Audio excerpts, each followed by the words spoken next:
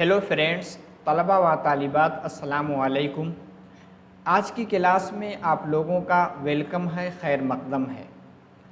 आज की क्लास में हम लोग एक अहम मौजू के बारे में डिस्कस करेंगे, जो कि आप लोगों को स्क्रीन पे दिख रहा है, इल्म बयान।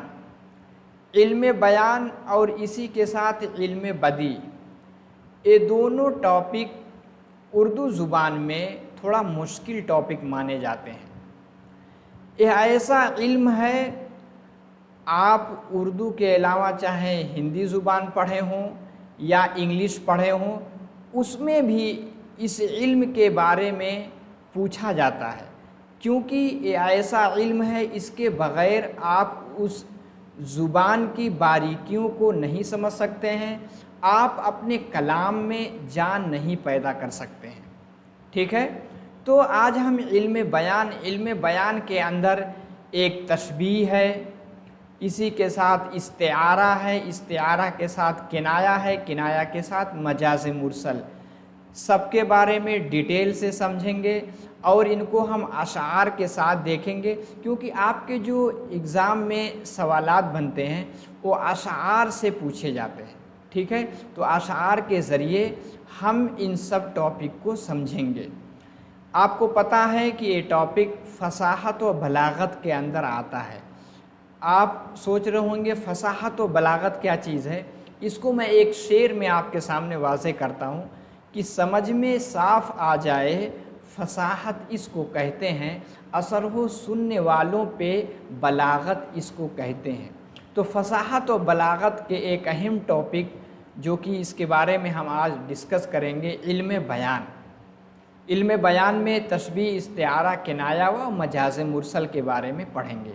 चलिए आगे चलते हैं। देखिए, अगर आप चैनल पे नए हों तो प्लीज़ सब्सक्राइब कर लें, ताकि जैसे कोई वीडियो अपलोड हो आपको नोटिफिकेशन मिल सके। ठीक है, अब हम लोग आगे चलते हैं क्लास की जानिब। सबसे पहले हम देखेंगे इल्म बयान क्या चीज़ है। इल्म बयान, इसकी तारीफ़ आपके सामने मौजूद है कि वह इल्म है जिसके ज़रिए हम किसी बात या कलाम को, किसी से हम बात करते हैं या कोई कलाम करते हैं, को दिलकश और पुरअसर बनाते हैं। इल्म बयान ही के ज़रिए अपने कलाम में हम जान पैदा करते हैं। ठीक है, आप इसको इस शेर से समझें। देखिए, एक शेर है कि गुलदस्ते माना को नए ढंग से बांधो, यानी जो माना का गुलदस्ता है उसको एक नए ढंग से, नए तरीक़े से उसको बांधो। एक फूल के मज़मून हो, एक फूल का मज़मून हो तो 100 रंग से बांधो, यानी कोई मज़मून हो एक फूल का, यानी छोटा सा मज़मून हो, उसको आप 100 रंग से, यानी अलग अलग तरीक़े से उसको बयान करो। यही बयान करने का हुनर क्या कहलाता है? इल्म बयान कहलाता है। ठीक है, उम्मीद है कि इल्म बयान के बारे में कभी भी आपसे पूछा जाएगा तो आप इसको समझ जाएंगे। आगे चलते हैं। अब इल्म बयान के मफ़हूम को और गहराई से समझने के लिए आपके सामने एक शेर रखा गया है, इसको देखें कि तारीफ़ में चश्मे को समंदर से मिला दो। चश्मा यानी जो छोटा सा एक जगह होता है जिसमें पानी पाया जाता है, जिसको हम चश्मे कहते हैं। ठीक है, चश्मा अक्सर पहाड़ी इलाके में, यानी पहाड़ में पत्थर से एक फूटता है। ठीक है, उसको हम चश्मा कहते हैं। तो शायर कह रहा है, तारीफ़ में चश्मे को समंदर से मिला दो, यानी चश्मे को हम समंदर से मिला दो, यानी समंदर बहुत बड़ा होगा तो हम चश्मे को समंदर से मिला दो, यानी उसको बहुत बढ़ा चढ़ा के पेश करो। आगे क्या है? कतरे को जूं दो, आब तो गौहर से मिला दो, यानी जो कतरा, यानी पानी का एक कतरा है, उसको अगर पानी दे दो तो उसको गौहर से मिला दो। गौहर का मतलब होता है मोती। यही चीज़ आप मुबालगा आराई हो गई। ठीक है, ज़र्रे की चमक मेहर मुनव्वर से मिला दो। ज़र्रे की चमक, कोई एक ज़र्रा है, उसकी चमक को मेहर मुनव्वर, मेहर का मतलब होता है आफताब या सूरज, मुनव्वर मतलब रोशन, یعنی ذرے کی چمک کو روشن سورج سے ملا دو، یعنی اس سے اس کی تشبیہ دے دو۔ آگے ہے خاروں کو نزاکت میں، خار مطلب کانٹا، کانٹوں کو نزاکت میں گلے تر سے ملا دو۔ گلے تر یعنی جو ایک دم نرم و نازک جو پھول ہے اس سے ملا دو، کس سے؟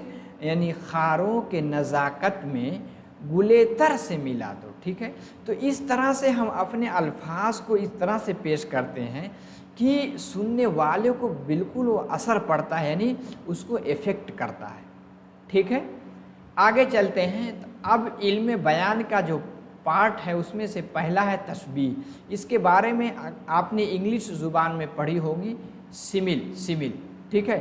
تشبیہ کس کو کہتے ہیں؟ کسی ایک چیز کو دوسرے چیز کے مانند بتانا تشبیہ کہلاتا ہے۔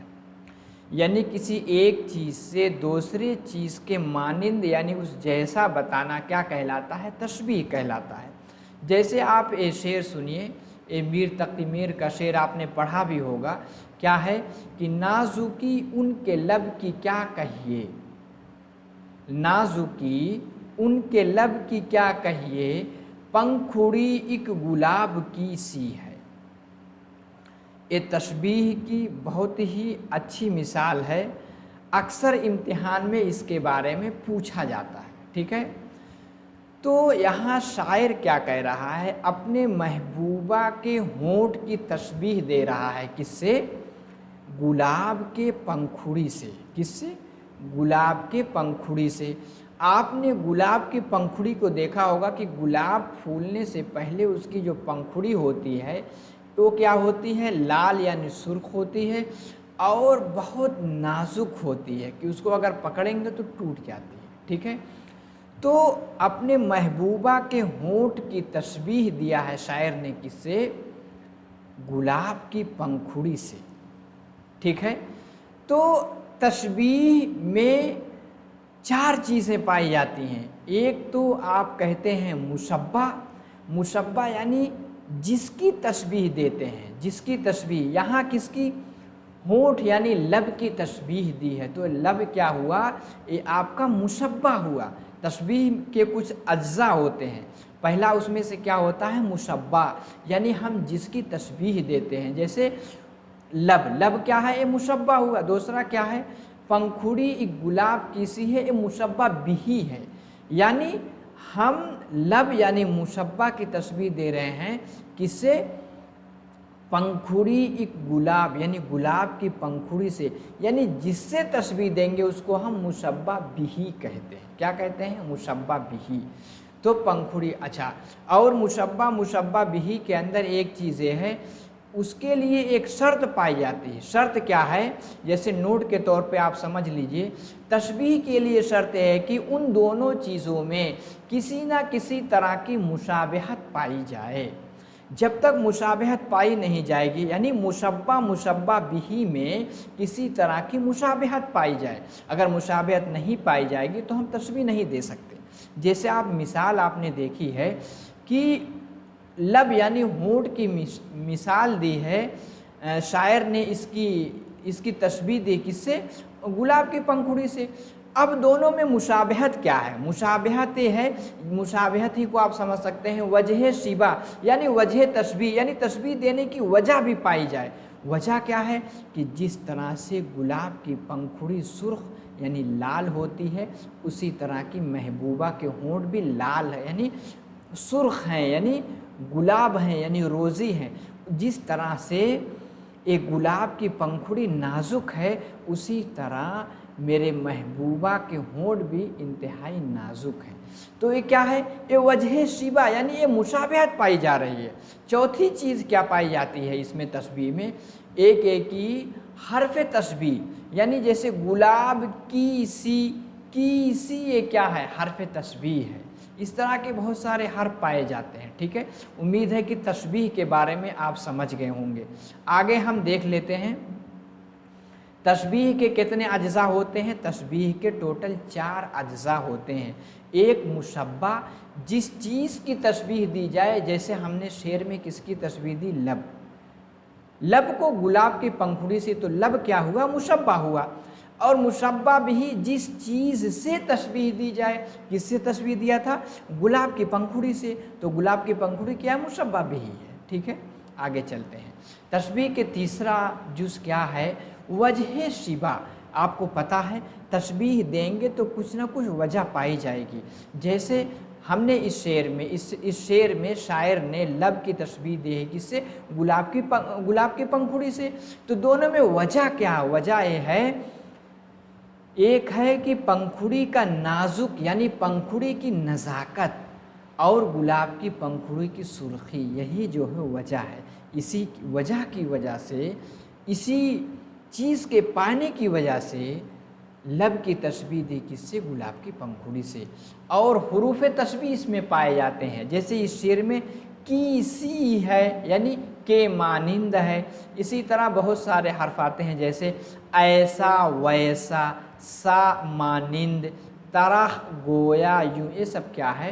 حرف تشبیہ ہے، ٹھیک ہے۔ اب تشبیہ کے بارے میں کوئی بھی سوال چاہے آپ کے ٹیٹ میں آئے، اسی طرح ٹی جی ٹی، پی جی ٹی، نیٹ، جے آر ایف، کہیں بھی آئے، انشاءاللہ آپ اس میں مار نہیں کھائیں گے۔ آگے چلتے ہیں، اب ہم دیتے ہیں دوسری چیز کیا ہے؟ استعارہ۔ ہم نے تشبیہ دیکھ لی جس کو انگلش میں کیا کہتے ہیں؟ سیمل۔ استعارہ کو میٹیفر کہتے ہیں، کیا کہتے ہیں؟ میٹیفر۔ استعارہ کیا ہوتا ہے؟ وہ لفظ جو اصلی معنی کے بجائے، یعنی جو اس کا حقیقی معنی ہے، اصلی معنی کے بجائے مجازی معنی میں استعمال کیا جائے۔ مجازی معنی یعنی حقیقی معنی کے علاوہ کوئی دوسرا معنی، دونوں معنوں میں تشبیہ کا تعلق ہو، یعنی دونوں معنی یعنی حقیقی معنی اور مجازی معنی، دونوں معنی میں ایک تشبیہ کا تعلق پایا جانا ضروری ہے، کمپلسری ہے، ٹھیک ہے۔ اسے استعارہ کہتے ہیں، کیا کہتے ہیں؟ استعارہ۔ استعارہ یعنی مستعار لیا ہوا لفظ، ٹھیک ہے۔ استعارہ جس کو انگلش میں ہم میٹیفر کہتے ہیں، آپ نے انگلش میں اس کو پڑھ بھی رکھا ہوگا، ٹھیک ہے۔ ہم ایک شعر دیکھتے ہیں، روشن جمال یار سے ہے انجمن تمام۔ جمال یار یعنی محبوبہ کی خوبصورتی، جمال یار، جمال یار سے مراد کیا ہوا؟ جمال یار سے مراد یعنی یہ محبوبہ، یعنی شاعر کی محبوبہ، یا اگر شعر کہنے والی لیڈیز ہے تو شاعرہ کا محبوب، ٹھیک ہے، وہ جمال یار۔ روشن جمال یار سے ہے انجمن تمام، شاعر کہہ رہا ہے کہ میرے یار اتنا خوبصورت ہے، میری محبوبہ اتنی خوبصورت ہے کہ جو محفل میں بیٹھی ہے اس کی خوبصورتی کی وجہ سے پوری محفل روشن ہے، ٹھیک ہے۔ تو روشن جمال یار سے ہے انجمن تمام، آگے کہا دہکا ہوا ہے آتش گل سے چمن تمام۔ آتش گل، آتش گل کو اگر لغوی معنی آپ دیکھیں گے، آتش گل کا مطلب دہکتا ہوا پھول، یعنی انتہائی خوبصورت پھول، ٹھیک ہے۔ دہکا ہوا ہے آتش گل سے چمن تمام۔ آتش گل یہ کیا ہے؟ یہ آپ کا استعارہ ہے۔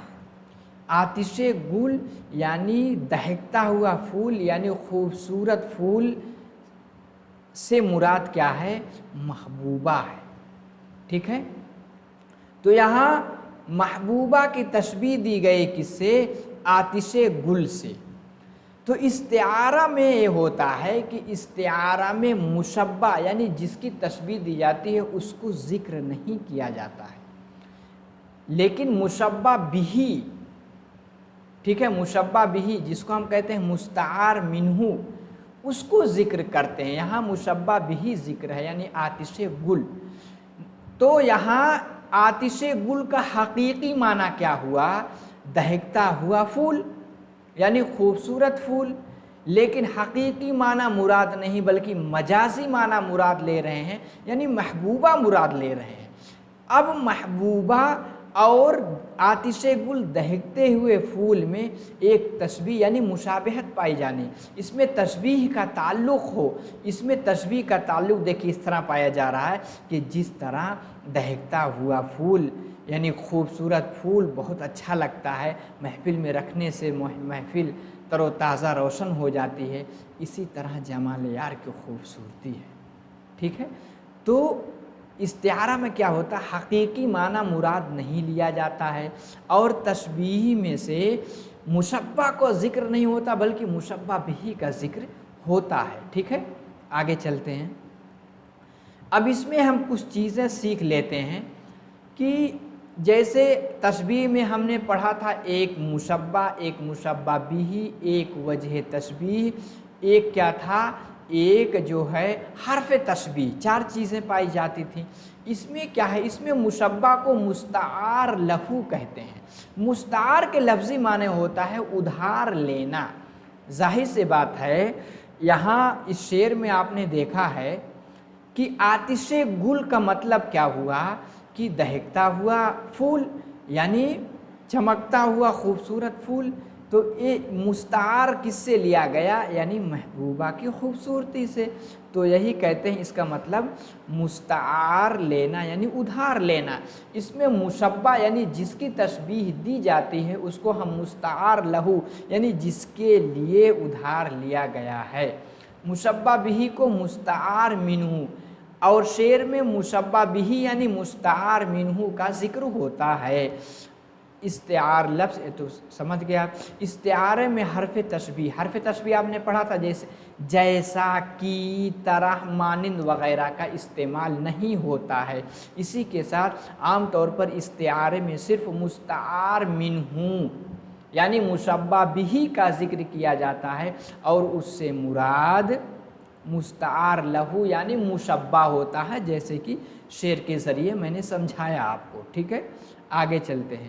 امید ہے کہ آپ پوری طرح مشبہ بہ یعنی مستعار لہو، مستعار منہ، مشبہ کو بھی آپ نے تشبیہ کو بھی اور استعارہ کو بھی، دونوں کو آپ سمجھ گئے۔ بس تشبیہ استعارہ میں اب فرق کو دیکھ لیتے ہیں۔ بنیادی فرق یہ ہے کہ تشبیہ میں مشبہ بہ دونوں کا ذکر ہوتا ہے، اور استعارہ میں صرف مشبہ بہ جس کو ہم مستعار منہ کہتے ہیں صرف اس کا ذکر ہوتا ہے، اور اس سے مراد مشبہ ہوتا ہے جس کو ہم مستعار لہو کہتے ہیں، ٹھیک ہے۔ اب اس فرق کو اس ٹیبل سے ہم سمجھیں، جیسے زید رستم کی طرح ہے، تو زید کیا ہوا، مشبہ، رستم کیا ہوا، مشبہ بہ، کی کیا ہوا، حرف تشبیہ، کی طرح ہے، اور وجہ شبہ کیا ہوا، کیونکہ آپ کو معلوم ہے کہ رستم ایک پہلوان، ایک جانباز شخص کا نام تھا، ٹھیک ہے۔ تو اس کی بہادری کو ہم کس سے تشبیہ دیا، اس کی بہادری یعنی ہم زید کی بہادری کو تشبیہ دیا کس سے، رستم، کیونکہ رستم زیادہ مشہور ہے، ٹھیک ہے۔ زید رستم کی طرح ہے یعنی زید بہادر ہے، ٹھیک ہے۔ یہ کیا ہے، یہ تشبیہ کی مثال ہے۔ اب اس کو ہم استعارہ میں کس طرح کہیں گے، زید رستم ہے، زید رستم ہے۔ یہاں رستم وہی مطلب جو ایک جانباز یعنی بہادر یا پہلوان انسان کا نام تھا وہ مراد نہیں ہے، یعنی رستم یہ اپنی مجازی معنی میں ہے، رستم سے مراد کیا ہے، زید ہے، زید رستم ہے۔ اب یہاں دیکھیے، یہاں اس میں کیا ہے، آپ کو حرف تشبیہ یعنی کی طرح ان سب چیزوں کا استعمال نہیں ہوا۔ دوسری مثال لیتے ہیں، احمد فرشتے جیسا۔ اب یہاں دیکھیں جیسا، احمد مشبہ، فرشتہ مشبہ بہ، اور جیسا کیا ہے، یہ حرف تشبیہ ہے۔ احمد فرشتہ ہے، فرشتہ کیا ہے، حقیقی معنی میں تھوڑی نا، فرشتہ جو آسمان میں رہتے ہیں، جو کہ اللہ کی ایک معصوم مخلوق ہے جو کہ نور سے پیدا، وہ مراد نہیں، بلکہ احمد فرشتہ ہے یعنی احمد بہت نیک و صالح ہے، جس طرح سے فرشتوں سے کوئی غلطی نہیں ہوتی اس طرح احمد سے غلطی نہیں ہوتی، ٹھیک ہے۔ آپ سمجھ گئے ہوں گے۔ سکینہ چاند کے مانند ہے، سکینہ مشبہ ہے، چاند مشبہ بہ ہے، سکینہ کی تشبیہ چاند سے دی گئی ہے، یہ کیا ہے؟ تشبیہ کی مثال. یہ کیا ہے؟ سکینہ چاند ہے، یعنی سکینہ چاند ہے. یہاں کی مانند ان سب کو ہٹا دیا گیا تو چاند ہے، یعنی چاند حقیقی معنی میں چاند سے مراد سکینہ ہے. یعنی جس طرح سے چاند خوبصورت ہوتا ہے اسی طرح سکینہ بھی خوبصورت ہے. ٹھیک ہے، آگے چلتے ہیں. اب ہم نے کیا کیا سیکھ لیا؟ تشبیہ اور استعارہ. اب ہم کنایہ دیکھتے ہیں. کنایہ بات کو پوشیدہ رکھ کر یا مخفی اشارہ کر، یعنی حقیقی معنی کو اپنے اندر پوشیدہ رکھ کے یعنی بات کو پوشیدہ رکھ کے حقیقی معنی کی طرف اشارہ کرتے ہیں. کیا کرتے ہیں؟ اشارہ کرنا. کنایہ یعنی کنایہ میں کوئی لفظ کہنا، بلکہ ایک دم ڈائریکٹ نہیں بلکہ انڈائریکٹ کہنا، اس کو کنایہ کہتے ہیں. کنایہ وہ لفظ ہے جس کے حقیقی اصلی معنی مراد نہ ہو بلکہ غیر حقیقی معنی مراد لیے جائیں. یعنی جو لفظ بولا جائے وہ حقیقی نہیں بلکہ اس کے مجازی معنی مراد لیے جاتے ہیں کنایہ میں. ہم ایک شعر دیکھیں گے تب زیادہ سمجھ میں آئے گا. دیکھیے، اس چمن میں طائر کم پر اگر میں ہوں تو کیا؟ طائر کم پر، اس چمن میں طائر کم پر، طائر کم پر اگر میں ہوں تو کیا؟ دور ہے صیاد ابھی، صیاد کا مطلب شکاری، اور آشیاں یعنی گھر نزدیک ہے. یہاں طائر کم پر، کم پر والا پرندہ حقیقی معنی مراد نہیں ہے لیکن اشارہ ایک مجازی معنی کی طرف ہے. اس سے مراد یعنی کم پر. آپ کو پتہ ہے کہ جو ایسا پرندہ جس کے پر کم ہوتے ہیں وہ زیادہ اڑ نہیں پاتا. ٹھیک ہے، وہ دبلا پتلا کمزور ہوتا ہے. یعنی یہاں طائر کم پر سے مراد کم اڑنے والا پرندہ، ایسا پرندہ جو تیز رفتار نہ ہو. کم پر کہہ کر شاعر نے بات واضح نہیں کی بلکہ پوشیدہ رکھا.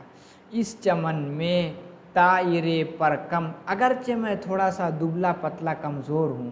ٹھیک ہے، اس سے مراد جو ہے یعنی بہت تیز، اس کے مراد طائر کم پر ہونا یعنی بہت تیز نہیں دوڑ سکتا ہوں، اس سے مراد یہ ہے. یعنی مجازی معنی اس کی طرف اشارہ کیا.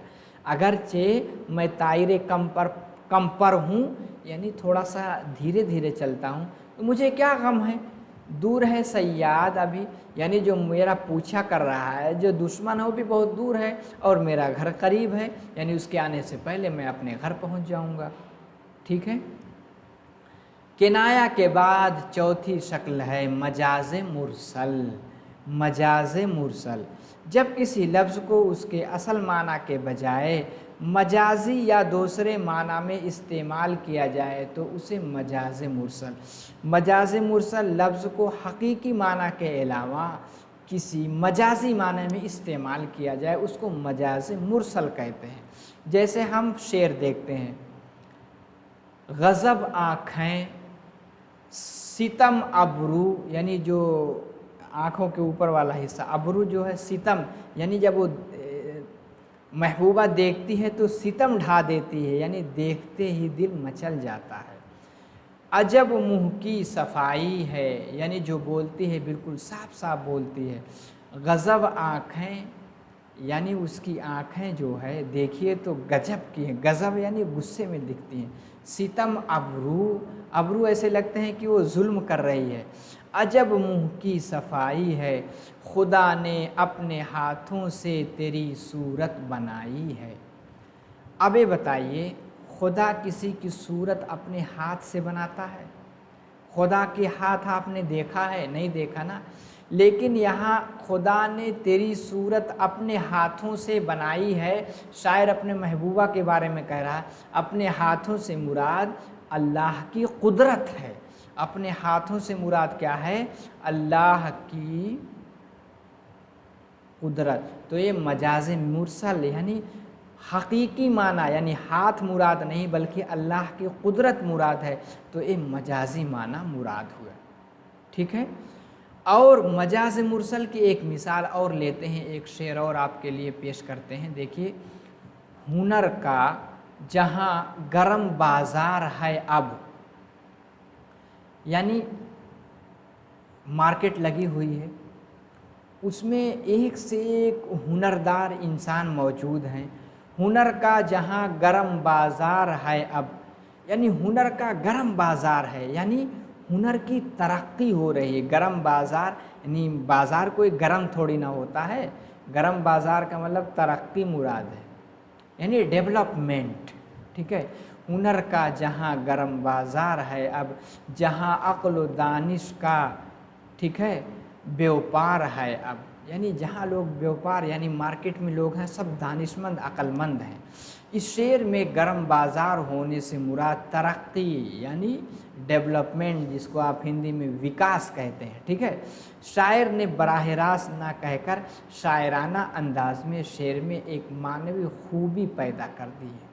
ठीक है, तो आज की क्लास में हमने इल्म बयान, उसके 4 अहम हिस्से कौन कौन, एक आपने तशबीह, तशबीह के साथ इस्तिआरा, इस्तिआरा के साथ किनाया, किनाया के साथ मजाज मुरसल, चारों को आपने सीख लिया। उम्मीद है कि क्लास पसंद आई होगी। अगर आपको क्लास अच्छी लग रही है तो चैनल को सब्सक्राइब कर लें, जाते जाते लाइक करके जाएं, कमेंट ज़रूर करें, कोई भी मशवरा है आप इसमें लिख सकते हैं। ठीक है, और अपने दोस्तों को ज़रूर शेयर करें, जो भी आपके साथी उर्दू ज़ुबान लिए हुए टेट में, इसी की तरह उर्दू ज़ुबान के स्टूडेंट हैं और टीजीटी पीजीटी की तैयारी कर रहे हैं, वो भी पूरी तरह हेल्प ले सकते हैं। ठीक है, आप अपने ग्रुप में शेयर कर दें। निज़ाम अकेडमी 22 करके टेलीग्राम चैनल, इसके डिस्क्रिप्शन बॉक्स में लिंक है, आप उस पर क्लिक करके जुड़ सकते हैं। ठीक है, तो आज के क्लास में इतना ही। अगले क्लास में इसके दूसरे पार्ट के साथ आप लोगों से फिर मुलाकात होगी, जिसमें हम इल्म बदी के बारे में सीखेंगे। तो अपना ख्याल रखें और अच्छे से तैयारी कीजिए। मा अस्सलामा इलल लिक़ा।